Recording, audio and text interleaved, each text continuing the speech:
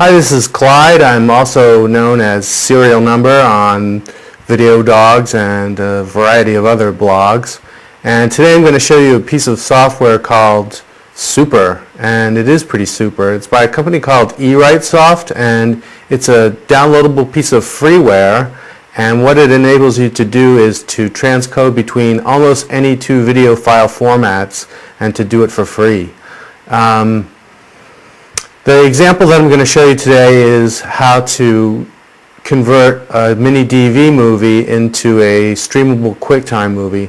And I picked that for a reason, mostly because if you have a DV clip that you capture, it's very easy to exceed the 1 gig file size limit that sites like YouTube will allow you to upload. So you're going to want to compress it before you do so, before you try to upload it.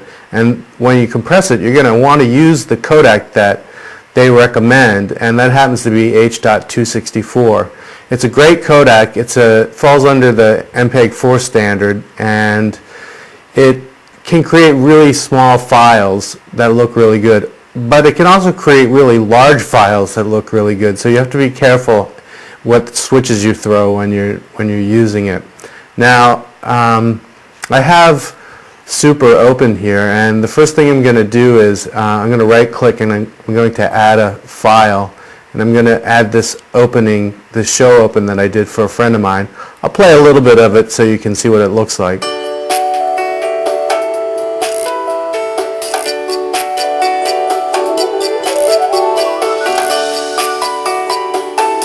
Okay, so you can see it's sort of it's graphic intensive. It's encoded as a mini DV movie because we made an MPEG-2 stream out of it for the show.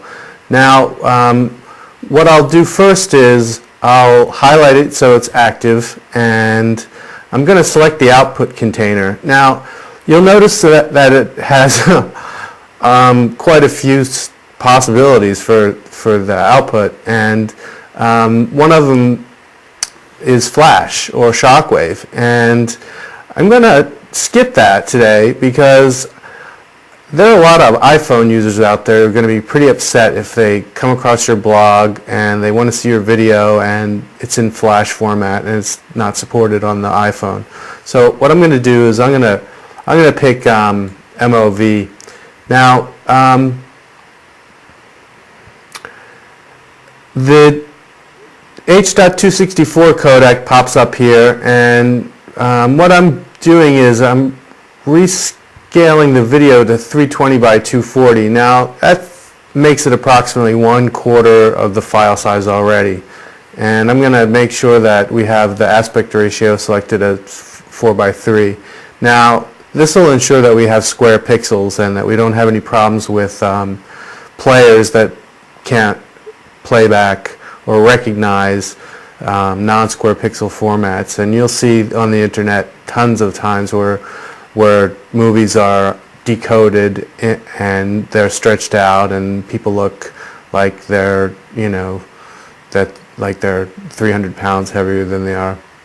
Okay, we're going to keep the frame rate the same, and what I want to do is I want to change the bit rate so that the video is streamable over something that's equivalent to, say, maybe a DSL or a slow kind of cable. Now what I'm going to do is I'm going to change it to 44K audio, and the reason is that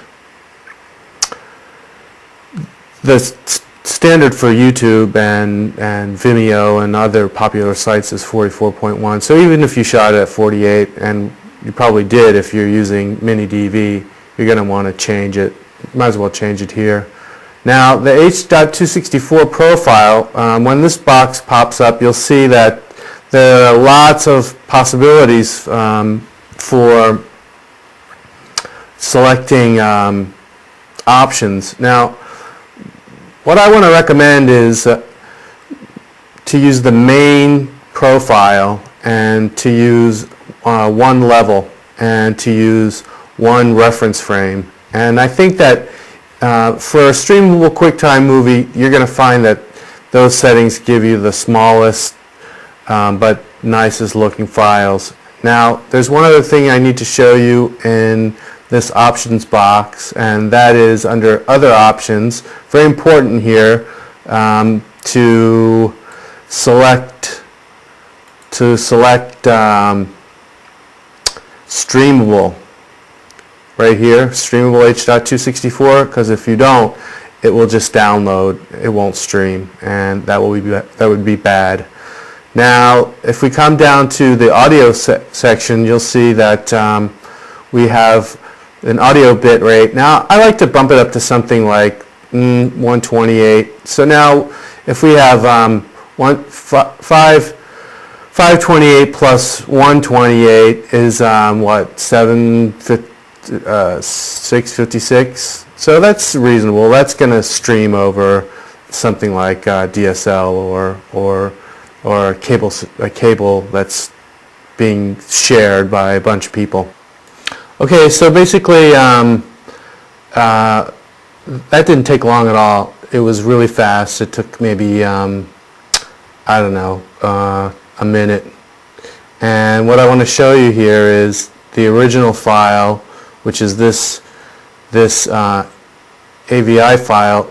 That's 106 megs.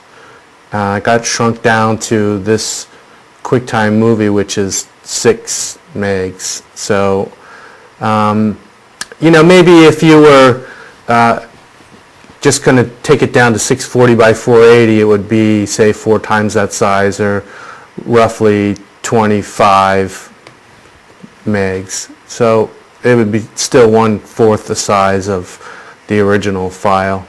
Now if I play the movie, the quality is quite good. Everything is, the motion is rendered smoothly. Now if I blow it up, you can see a little bit of noise, but you know, that's probably 640 by 480 right there. So what we've done is